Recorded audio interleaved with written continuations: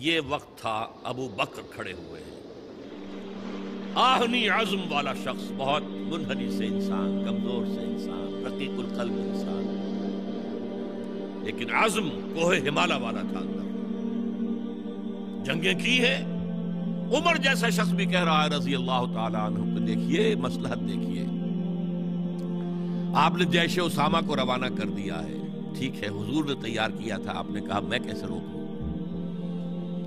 آپ نے نئے نبوت کے جو ماننے والے ان کے خلاف جہاد شروع کر دیا ہے، وہ بھی ٹھیک ہے، وہ مرتد ہے، کرنا ہوگا، لیکن ان زکوٰۃ والوں سے آپ نرمی برتیں، انہوں نے کوئی کفر نہیں کیا ہے،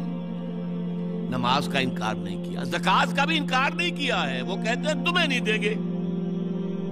ہم اپنے طور پر اپنی زکوٰۃ جمع کریں گے، اپنے غریبوں میں تقسیم کر دیں گے۔ حضرت ابوبکر نے فرمایا کہ خدا کی قسم اگر حضور کے زمانے میں یہ اونٹ جب دیتے تھے زکوٰۃ کے، اور اس کے ساتھ اونٹ کا گھٹنا باندھنے والی رسی بھی دیتے تھے،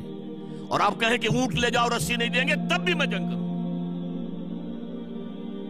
ایبدل الدین وانا حی، یا دین میں ترمیم ہو جائے گی جبکہ میں ابھی زندہ ہوں،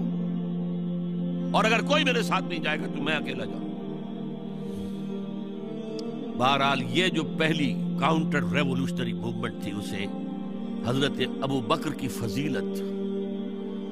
ان کا جو یوں سمجھیے کہ وہ پوری بات جو ایک دفعہ پھیل منتشر ہو گئی، حجاز کے چند شہروں تک اسلام پھیل گیا تھا، پورا عرب باغی مرتد،